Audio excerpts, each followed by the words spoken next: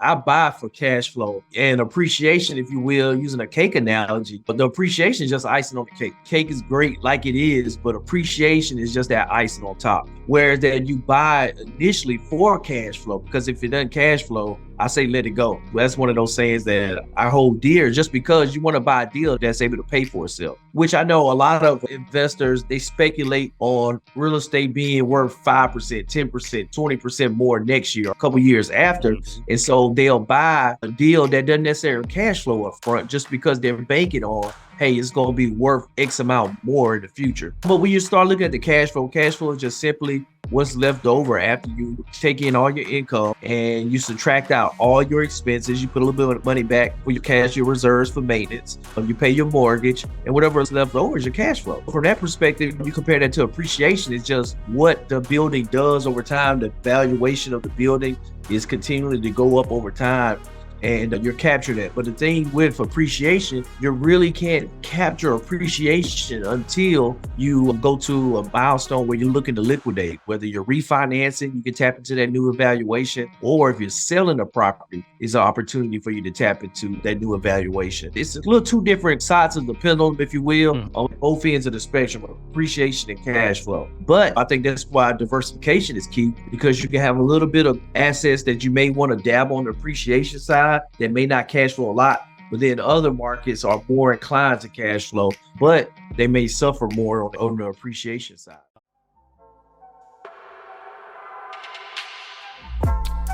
Welcome to the Nicholas Brown Podcast, a podcast talk show about real estate investing, business leadership, and personal development.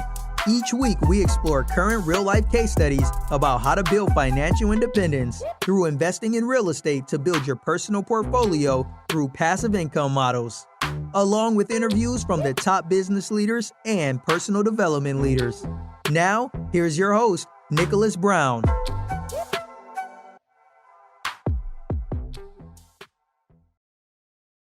Welcome to the show, ladies and gents. This is episode 89. So excited for this next episode, this next pretty much golden nuggets, we're gonna say. Each one we give for this gentleman here. If you didn't go to the previous one, this is Johnny. School me on this, man, because it's like tomato, you know, man. Tell you, like I said, as long as that check is ready, is it Lynum, like a Lynn, a lie? Lie. Okay. Lie. I apologize. Yep.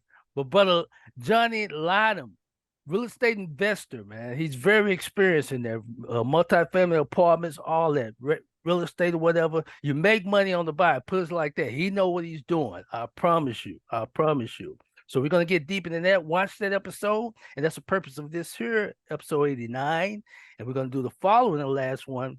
We're going to do episode 93. But this nuggets. I love to give you guys education. We're going to go over the following here. I'm going to ask the question. I'm going to let brother Johnny take over that also. So we're going to talk about, most of you guys, one more thing. Make sure you guys subscribe for whatever platform you're on for podcasts, whether you're watching on YouTube.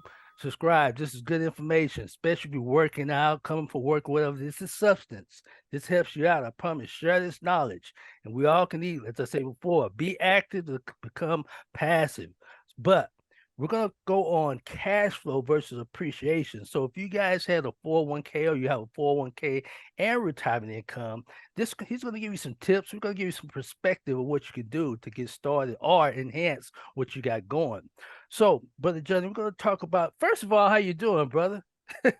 Man, blessed to be here, brother. Blessed to be here. That's good, man. And I appreciate your time here for this episode here. But what we want to do is, based on your experience and everything, you got over 15 plus years experience. You deal with the multifamily apartments. You do deal with that now, and you deal with regular residentials. So everyone's situation is different. What can you tell us the difference between cash flow and appreciation? Most definitely. For me, I buy for cash flow and appreciation, if you will, using a cake analogy. The appreciation is just icing on the cake. Whereas that you love the cake is great like it is, but appreciation is just that icing on top. Whereas that you buy initially for cash flow, because if it doesn't cash flow, I say let it go. And that's one of those sayings that I hold dear. Just because you want to buy a deal that's able to pay for itself, which I know a lot of investors they speculate on real estate being worth 5%, 10%, 20% more next year or a couple years after, and so they'll buy a deal that doesn't necessarily cash flow up front just because they're banking on, hey, it's going to be worth X amount more in the future. But when you start looking at the cash flow is just simply what's left over after you take in all your income and you subtract out all your expenses. You put a little bit of money back for your cash, your reserves for maintenance. You pay your mortgage, and whatever what's left over is your cash flow.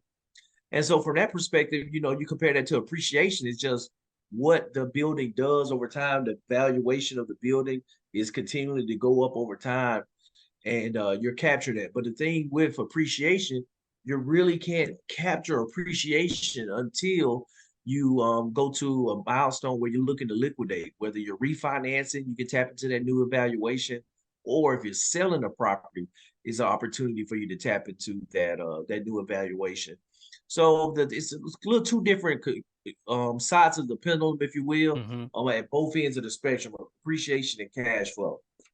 But I think that's why diversification is key, because you can have a little bit of assets that you may want to dabble on the appreciation side that may not cash flow a lot, but then other markets are more inclined to cash flow, but they may suffer more on the appreciation side. So for example, you own multiple units, apartment complexes, and everything. So that's on. Would you consider that as a long-term? Well, that's a little bit of both cash flow and appreciation, correct?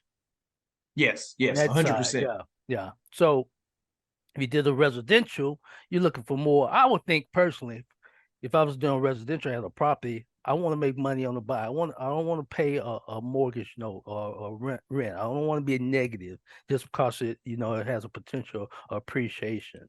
So that's what you were saying, for example, for cash flow versus appreciation. You can have both, but sounds like based on your experience with apartment complex, you got both, but you got a kind of like an accelerated appreciation when you're fixing up the apartment complexes, and when your team rather is fixing up the apartment complex and you raising the rents every quarter over every year. Am I correct?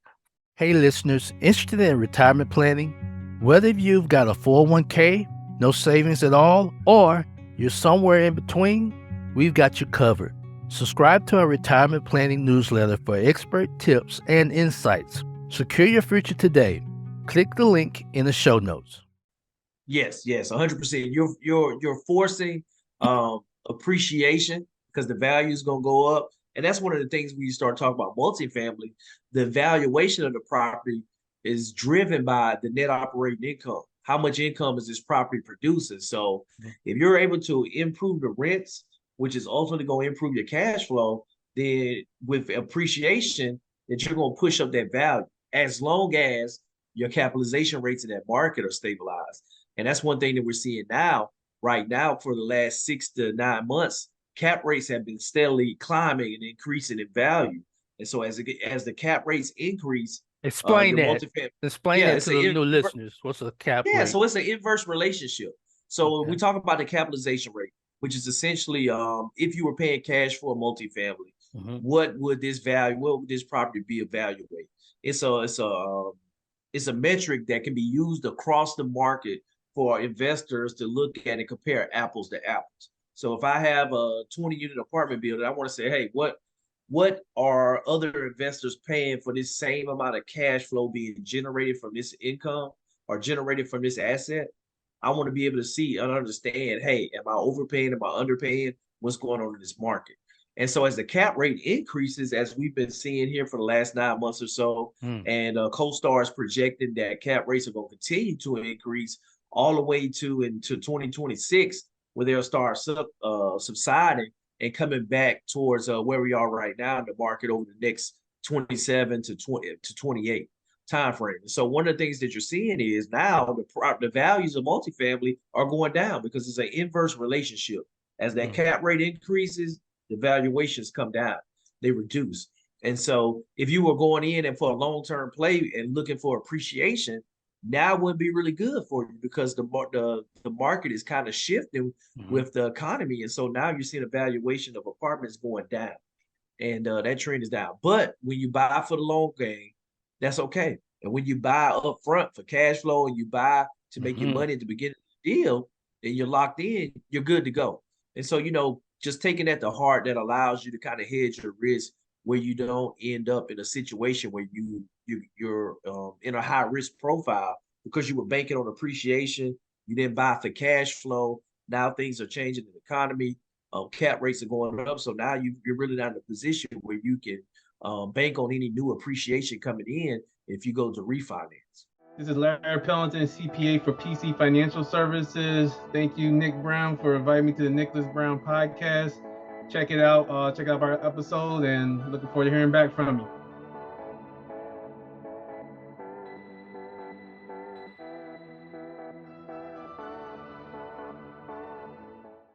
Okay, ladies and gentlemen, you'll see the link here. You have a link. Set up a time if you want to get a detailed breakdown for them. Because reason why I say that, Brother Johnny, is these are 401. I'm gonna ask this leads to the next question. These are people with 401k or retirement income where, hey man, I just want cash flow. I heard about the real estate and everything. You taking me to the next level, sophisticated. Can I set up an appointment with you, sir? Where can I attend your meetings or your groups? That's the purpose why I tell them, hey, go ahead and set that up. But this leads to the next question: how would someone, say for example, I had $200,000 401k and I had another, $300,000 worth of retirement income? What would you suggest if I was that type of person where, Brother Johnny, I'm interested in real estate, but I'm not interested in the drywall, paint, carpet? Well, I want to be pretty much hands off. I hear people can make money on there. What would you suggest? Special announcement: interested in retirement planning, got a 401k, or no savings at all? We've got you covered. Subscribe to our newsletter for expert tips and insights. Secure your future today. Click the link below. Yeah, no, that's a phenomenal question because, I deal with that with my clients right now. And it all depends on what their goal is. Some are more inclined they want to be completely diversified, hands off, where they want to be kind of a limited partner, invest their capital, and then they're going to get that 8 to 10% return each year on their money invested that's going into their retirement account or going into their bank, depending on how they're using. But, definitely going into that retirement account for those that have the IRAs. But then you have some investors on the other side, they're like, hey, I have a $200,000 nest egg that's kind of tucked away in my IRA. I want to go buy my own apartment building. I don't want to partner with anyone else. I don't want to have a general partner that's managing the deal and I'm kind of lumped in with other people. I want to own 100% of a 10 unit or 12 unit, whatever the unit is. Right. And I'm going to use my 200,000 as a down payment. And then I'm going to get a loan for the remaining 80% of the purchase price in my IRA. And then now all that passive income for that apartment building goes into my IRA. And I'm going to hire a property management company to manage it. And I'm going to just manage the property management company. And one day, when I get ready to retire, I'm going to take that apartment building. And now I'm going to take the title out of the IRA's name and I'm going to put the title on my personal name. I'm going to take that distribution. Now I'm on that apartment building and maybe I'll manage it after that. That'll be my retirement job, or I'll let the property management company keep it. And the money's just coming to me and I own it 100%. And so you kind of have those two different ends of the spectrum where someone wants to be 100% owner, but someone say, maybe I got 200K, but I'm going to put 50 in 4 different apartment complexes, geographically diversified in different areas, and I'm going to make my 8 to 10% that way. Neither one of those are wrong. It just depends on the strategy of the investor. Hey, everybody. This is Nate Hare, Executive Director at Directed IRA, and you're watching the Nicholas Brown Podcast Show.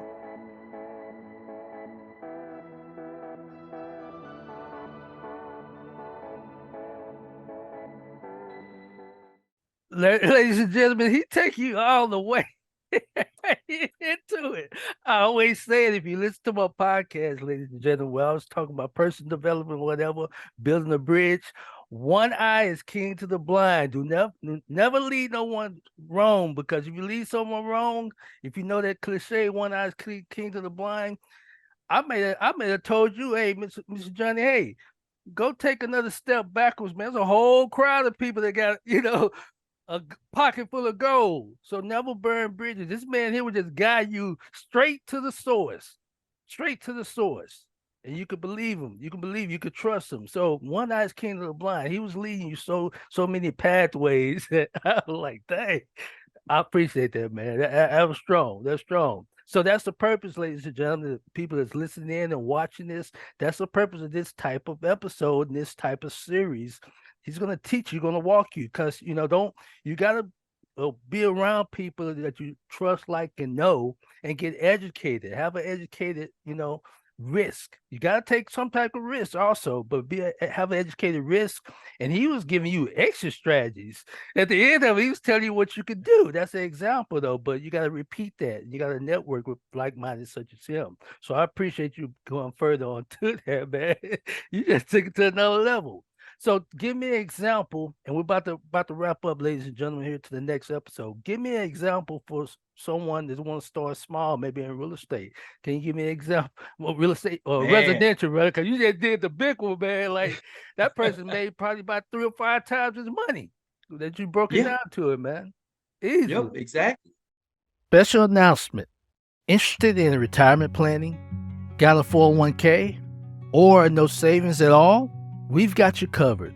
Subscribe for expert tips and insights. Secure your future today. Click the link below. And this one's a good one too. Thinking about a client, had roughly around a little bit less, but I think it was like 96K, a little less than 100,000. Retirement account, had retired from one of the big 3 automakers, and saving up in a retirement account, over 30 years, and had a little bit under $100,000. Mm-hmm. So conventional wisdom tells you, retirement account, you don't want to take a distribution more than 4% annually. Right. So we know, so we're talking about your retirement nest egg, 96,000, and if you're only taking out 4%, you're taking out roughly $4,000, less than $4,000 a year to live on. Yeah. And so what he was able to do, he was able to take that money, move it into a self-directed IRA, and he went and bought 3 $30,000 houses. Wow. Each one was bringing in around $850 a month rent. So guess what? 3 times $850, now you're bringing in $2,550 a month. So now, instead of bringing in almost $4,000 for the whole entire year by taking that 4% distribution off that 96,000, now he owns three homes. He's able to bring in $850 a month rent. You got tax depreciation.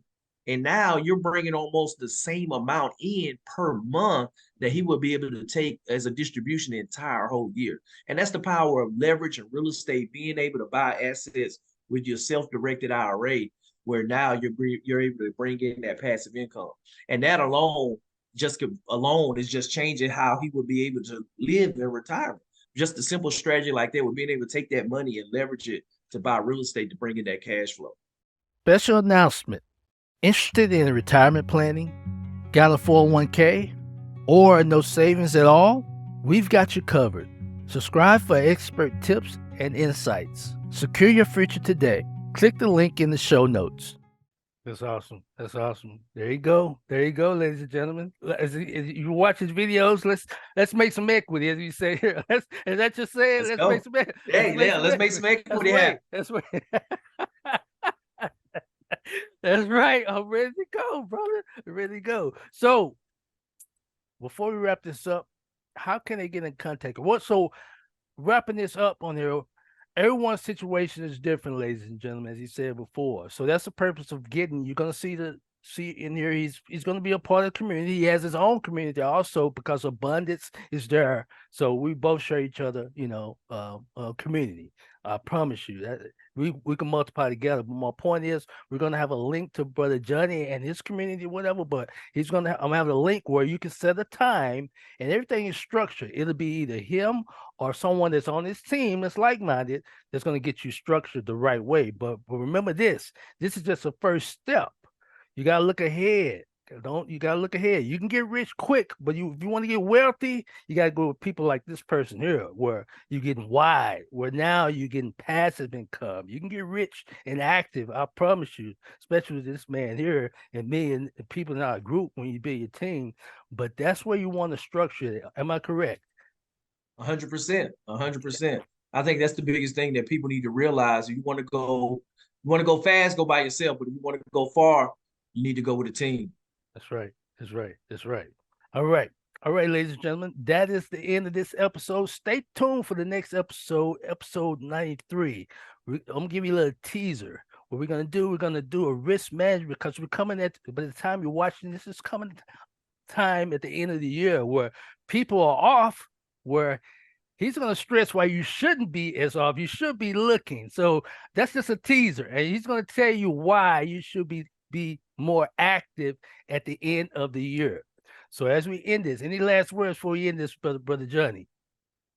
A lot of people, they fail to realize how much progress they can make in a year and in 5 years. And tell them that story. Tell them that story. You had a post on there. That's a good set off. Tell them that story about what you have done in a year, brother. This is in the family, whatever. Did you get that post? I responded to that, man. That was awesome, brother. Tell them that story. Yeah, with Just For is what you're able to do in just 1 year.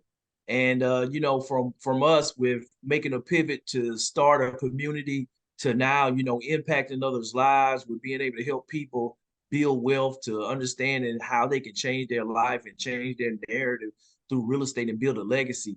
That you can do a lot. You can do a lot in a year.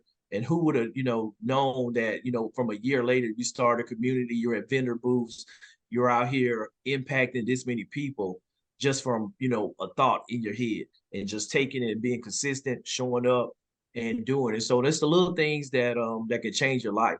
And so if you're committed to real estate, if you're committed to learning how to self-direct your retirement money, and you show up each day, you don't have to show up a long time. Just show up 15, 20 minutes, 30 minutes a day for yourself. And I guarantee you that you're going to be glad that you invested that time in putting those seeds and investing in your future. That's awesome. That's awesome. And you made it happen, ladies and gentlemen. All it takes is just one step and put some consistency. Just show up. Just show up. Well, thanks for coming on this episode, Brother Johnny. Thanks, kid. Well, there you have it, ladies and gentlemen. As I always end before, don't condemn, don't complain, because you have a choice to make a change. Have a great day. Thanks for joining us on the Nicholas Brown Podcast. Make sure to visit our website, www.nicholasbrownrei.com, where you can subscribe to the show in iTunes, Stitcher, or via RSS, so you'll never miss a show. While you're at it, if you found value in this show, we'd appreciate a rating on iTunes. Or if you'd simply tell a friend about the show, that would help us out too. If you like this show and you're interested in retirement planning tips, then check out our free newsletter located on our website, www.nicholasbrownrei.com/newsletter. Be sure to tune in for our next episode. And remember, don't condemn, don't complain, because you have a choice to make a change. Have a great day.